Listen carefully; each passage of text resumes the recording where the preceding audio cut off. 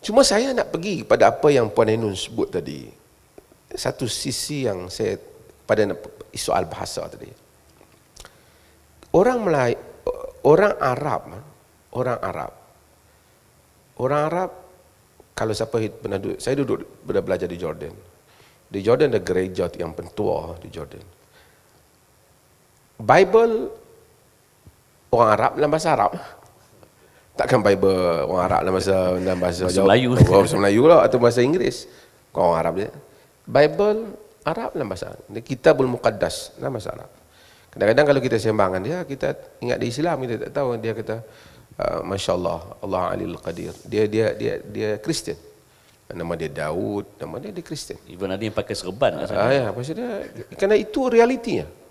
Realiti kerana bahasa bukan milik orang Islam saja. Arab itu bahasa Quran, tapi dia tidak menjadi milik orang Islam saja, telah diguna juga oleh orang Kristian, telah diguna juga oleh orang Yahudi.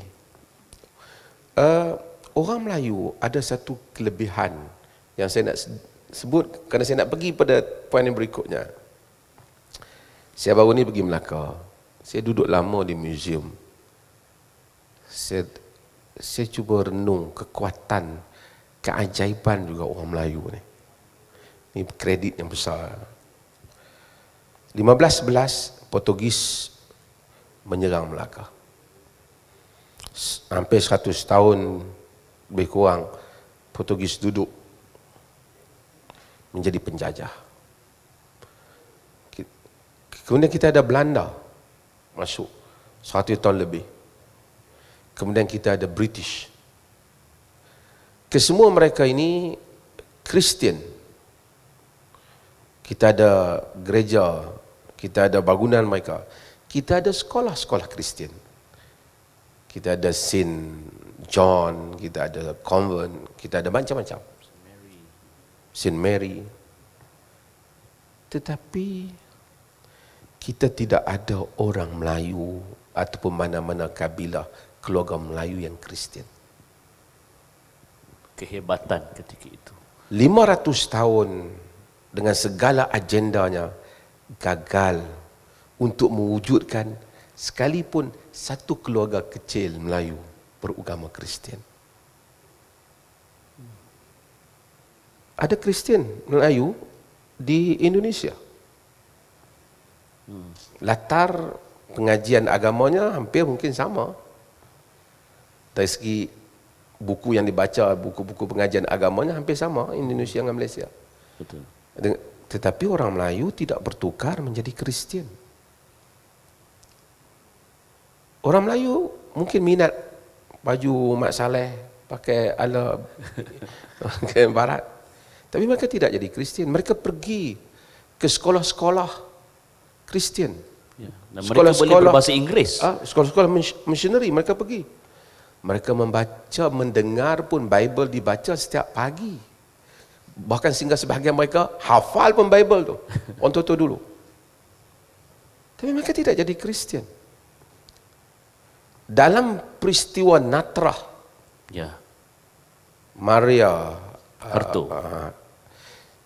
dalam peristiwa Natrah pada tahun 1950,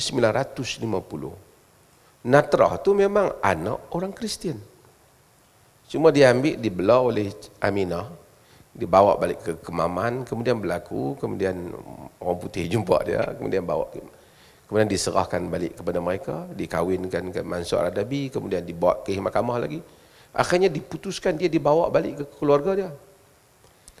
Orang Melayu buat tunjuk perasaan, demonstrasi, membantah seorang anak angkat yang asalnya Kristian dah masuk Islam. Bantah. Peristiwa Natrah zaman tu tidak ada media sosial. Berita dunia. Rakyat Pakistan buat demonstrasi 4,000 orang membantah di Pakistan dan India. Peristiwa Natrah di Malaysia, di tanah Melayu. Masa tanah Melayu. Orang Melayu Singapura, ni orang UIA, Ahmad Ibrahim jadi champion ketika itu, jadi tokoh. Artinya orang Melayu sangat pelik kalau orang jadi Kristian. Sedangkan Natrah tu, Natrah tu bukan anak jati Melayu. Ya. Begitu Melayu itu protektif soal menjaga akidah. Dia mungkin minum, dia mungkin buat benda-benda tak elok, tapi dia tidak menukar akidahnya. Kita seolah-olah hal itu satu rahmat Tuhan yang terjamin untuk orang Melayu ni. Tak ada kita kata ada family di kampung sekian-sekian tu, memang family dia apa tu dah berpuluh tahun daripada dulu Kristian. Tak ada. Tidak demikian. Mungkin dia kahwin campur tapi dia asalnya bapa dia Kristian lah, bukan dia kahwin campur. Itu tidak ada dalam bentuk itu. Bila Islam berkembang, dulu orang pergi ke sekolah. Bagi pun sekolah konvent, pergilah sekolah St. John ke apa. Dia tetap keluar, mungkin dia ala barat sikit, pergi belajar di UK, di England, balik datang, start England, minum. Tapi at the end, dalam hidup dia, tetap sentiasa dia kata, saya Muslim. I'm Muslim. Dia cakap, bahkan kadang-kadang bila umur meningkat, hubungan dia dengan agama lebih dekat. Ini realiti yang berlaku dalam persekitaran kita. Balik kepada soal bahasa.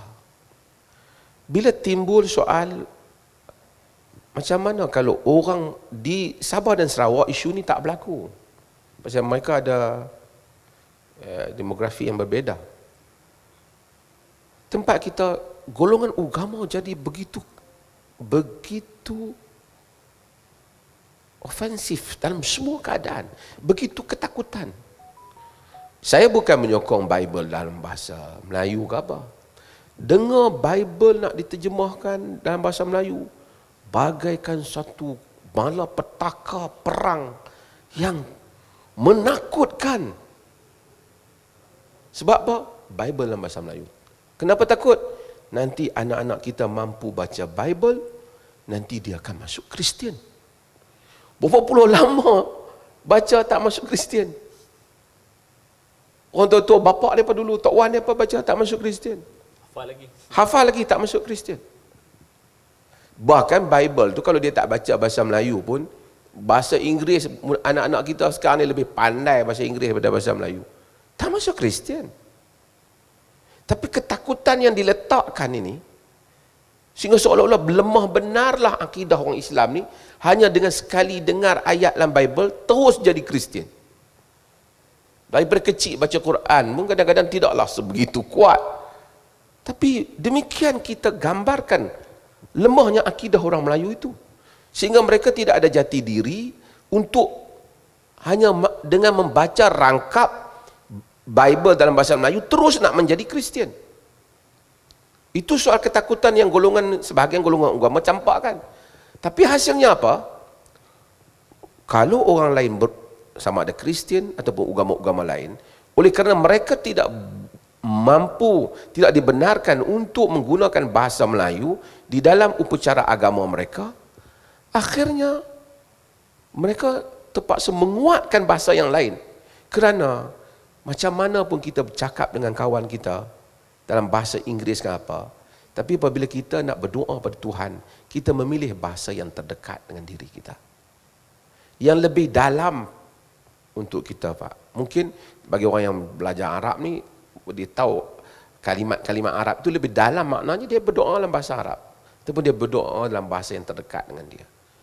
Tapi kalau kita halang orang berdoa dalam bahasa Melayu kerana dia agama lain, berarti kita menghalang bahasa itu untuk dekat di hatinya. Dalam masa yang sama kita marah kerana mereka tidak menguasai bahasa Melayu. Dalam masa yang sama kita pula tak membenarkan mereka menggunakan bahasa itu. Di situ kita menafikan tadi pendemokrasian bahasa itu. Apa masalahnya jika orang Buddha itu bukunya dalam bahasa Melayu dan dia berdoa dalam bahasa Melayu? Adakah kerana dia berdoa di kuilnya ataupun dia orang Hindu berdoa di kuilnya, Kristian berdoa di gerejanya, anak kita yang Islam di rumah bertukar agama? Di mana logiknya itu? Anak kita sekarang macam-macam bahasa dia boleh baca. Si Afa bahasa Korea lagi sekarang. Ya, Korea, kerana minat Korea, apa bahasa Korea. Tidaklah pula dia menjadi agama seperti, minat bahasa Jepun, tak pula dia menjadi Shinto. Kita sentiasa ketakutan. Golongan ini meletakkan ketakutan mereka itu kepada masyarakat, hasilnya bahasa tidak berkembang. Hasilnya bahasa tidak berkembang. Saya bukan nak menggalakkan masalah Bible. Saya ini kadang-kadang kita menyukarkan hal itu. Seolah-olah kita jadikan perjuangan agama sehingga sebagian orang bukan Islam kata, kenapa Islam tak benarkan bahasa Melayu dicakap di gereja? Saya kata, tak adalah Islam tak benarkan. Islam tak benarkan bahasa Arab dicakap, bukan bahasa Melayu, bukan bahasa Quran, bahasa Arab dicakap, digunakan di gereja Arab. Tak ada satu negara Arab yang larang bahasa Arab digunakan di gereja-gereja mereka. Orang Kristian banyak di negara Arab. Ini kadang-kala Dewan Bahasa mungkin kena berfikir langkah ke depan. Bukan soal kita, apa ketakutan yang mereka takut itu. 500 tahun lamanya orang Melayu tidak bertukar agama. Ketika tidak ada kerajaan Melayu, ketika mereka menjadi kerajaan, mereka menjadi penjajah, ketika mereka boleh paksa, boleh merampas tanah, sehingga orang Melayu dalam bahasa macam Belanda minta tanah, pun orang Melayu tak mengikut agama orang Belanda. Tiba-tiba dalam era yang dikatakan kuat agama ini, ketakutan-ketakutan ini dicampakkan ke dalam diri sebahagian orang kita. Saya rasa hal ini mesti dibetulkan. Itu maksud saya. Terima kasih.